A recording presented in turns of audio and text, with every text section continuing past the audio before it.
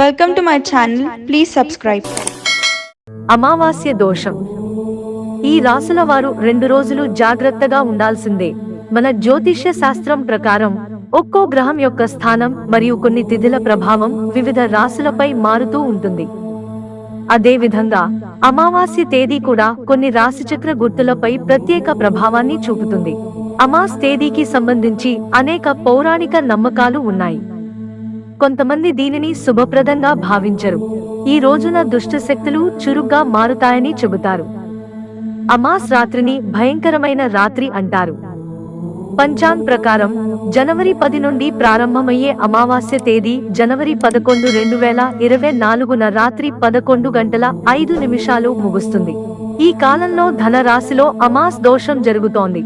పురాణ మరియు జ్యోతిష్ గ్రంథాల ప్రకారం జాతకంలో చంద్రుడు మరియు సూర్యుడు ఒకే భివంలో కూర్చున్నప్పుడు అమావాస్య దోషం ఏర్పడుతుంది. ఈ దోషం చాలా అశుభకరమైన యోగాగా పరిగణించబడుతుంది. అమాస యోగం ఏర్పడటం వల్ల చాలా రాసుల వారు జాగ్రత్తగా ఉండాలి. కాబట్టి ఏ రాసుల వారికి అమాస్ దోషం వస్తుందో తెలుసుకుందాం. వృషభ రాశి వారు ఈ 2 రోజులలో అప్రమత్తంగా ఉండాలి. మీరు కార్యాలయంలో పనిచేస్తున్నట్లయితే ప్రత్యేకించి జాగ్రత్తగా ఉండండి. ఈ సమయంలో మీరు టెక్నాలజీని ఎక్కువగా ఉపయోగిస్తుంటారు. అయితే మీ ముఖ్యమైన సమాచారం ఇతరులకు లీక్ కాకుండా జాగ్రత్త వహించండి మరియు వ్యక్తులు దాని ప్రయోజనాన్ని పొందలేరు. సాంకేతికతను ఉపయోగిస్తున్నప్పుడు గోప్యతా లక్షణాలను ఖచ్చితంగా అనుసరించండి.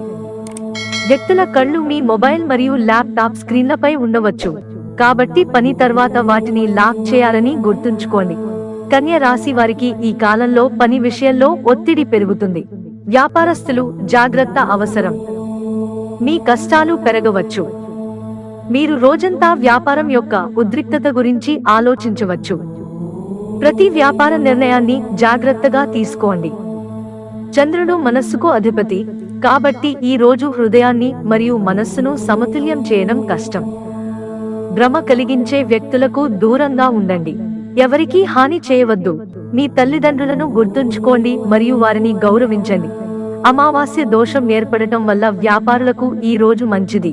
అయితే మీ వ్యాపార భాగస్వామితో వివాదాలు ఏర్పడే అవకాశం ఉన్నందున వారితో సత్సంబంధాలు కొనసాగించండి.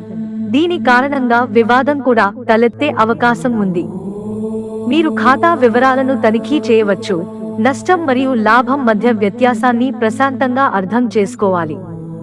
మీ కోపాన్ని అదుపులో ఉంచుకోండి. అసభ్య పదజాలాన్ని ఉపయోగించకుండా ఉండండి, లేకుంటే మీరు ఇబ్బందుల్లో పడవచ్చు. మిత్రులారా, మాకు మీ సహకారం అందించడానికి వీడియోను లైక్ చేయండి. ఇంట్రెస్టింగ్ వీడియోస్ కోసం ఛానల్ సబ్స్క్రైబ్ చేసుకోవడం మర్చిపోకండి. ధన్యవాదాలు.